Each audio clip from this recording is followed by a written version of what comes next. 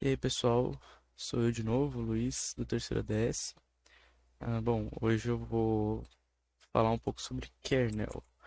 Bom, basicamente o kernel, ele, né, da tradução do inglês, é núcleo. Então, ele é o núcleo do sistema operacional.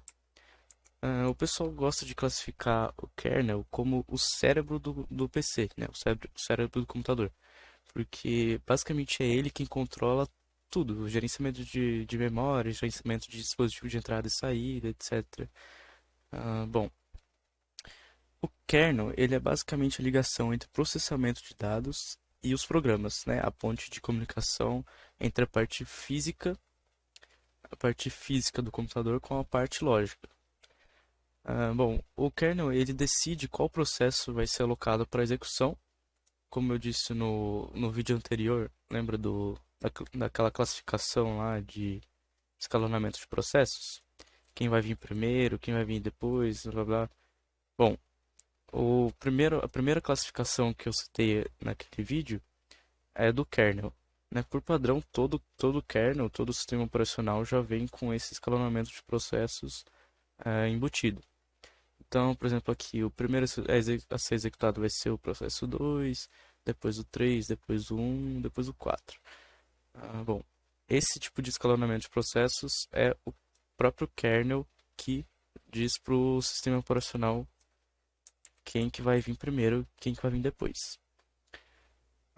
Bom, a execução desses processos possuem dois modos, né? O modo usuário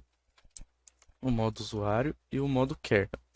O modo usuário seria a execução de um programa qualquer, tipo, para um usuário normal. Por exemplo, eu abrindo aqui o File Explorer, abri normal, belezinha. Esse é o modo usuário.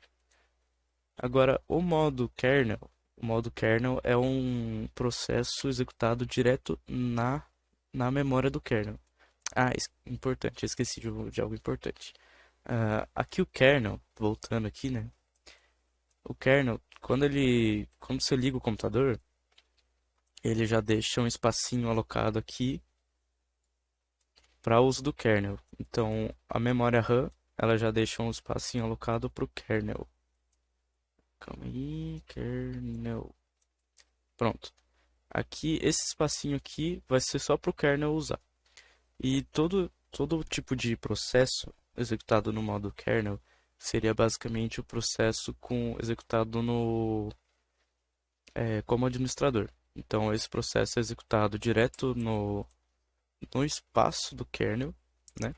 E, obviamente, né, tem toda uma questão de segurança e quem consegue entrar nesse espacinho do kernel para ser executado, normalmente são softwares, né, é, que são confiáveis.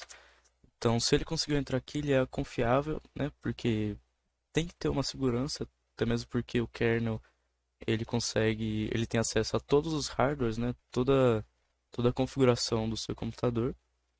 Então, para entrar aqui dentro, tem que ter uma segurança bem forte.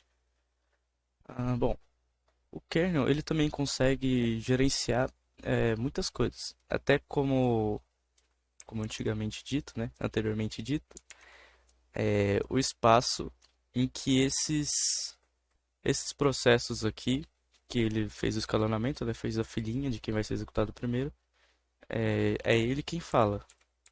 Quanto que esse processo 2 vai poder usar da minha memória RAM?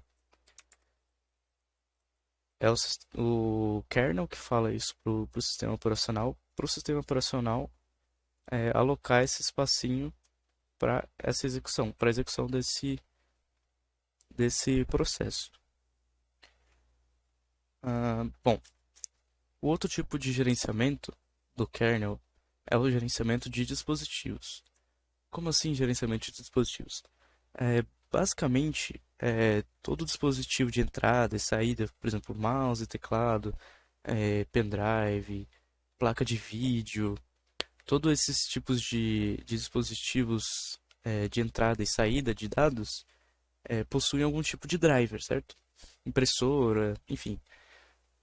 Todos esses dispositivos, eles usam de um driver, né? que seria basicamente, digamos que, uma espécie de tradução de comandos executados entre o dispositivo, né, para o sistema operacional entender. Bom, quem faz a execução desses drivers, né, que faz a tradução do dispositivo de entrada para o sistema operacional é o kernel. Então, esse é o outro tipo de gerenciamento, né? Gerenciamento de dispositivos.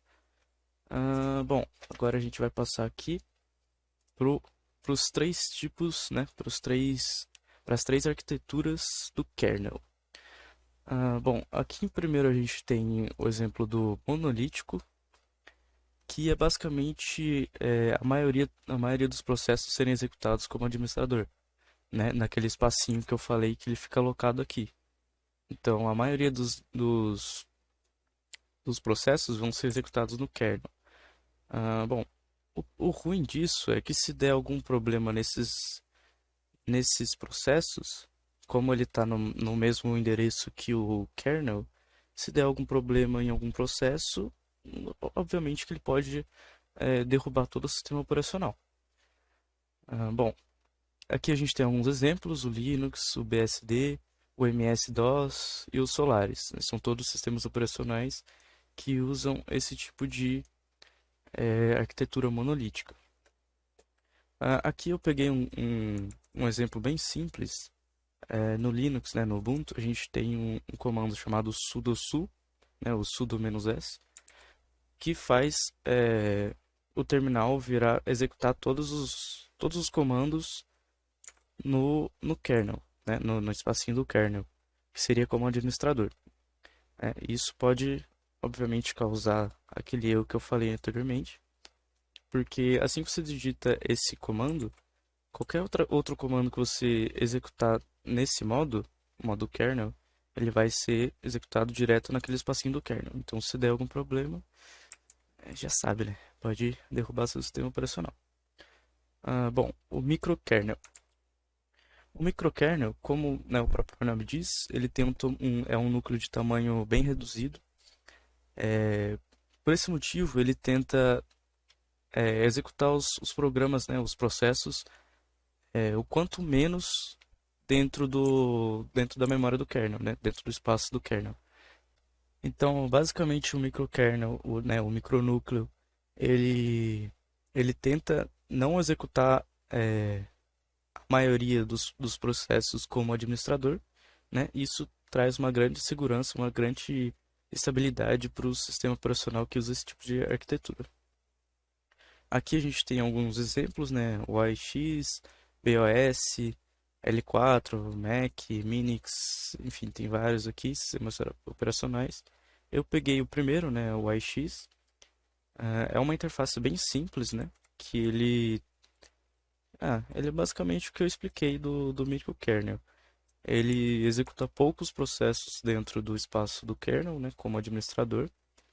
E isso faz com que ele tenha uma estabilidade maior, né? Tenha menos erros, menos chance de derrubar o próprio sistema operacional. Bom, o híbrido, opa, o híbrido, ele basicamente junta esses dois tipos de arquitetura. Ele tem a segurança do microkernel com o desempenho do monolítico. Então, basicamente, ele tem. É como se ele desse a opção, como está aqui no exemplo. Ele dá a opção. Aqui não dá para ver direito isso aqui, ó. Aí.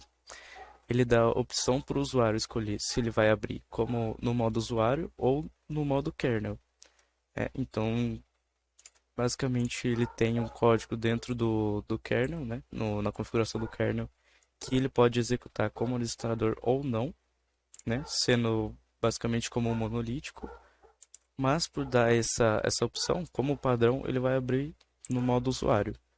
Então, esse modo usuário, né, puxou a segurança do microkernel. E é basicamente isso sobre kernel.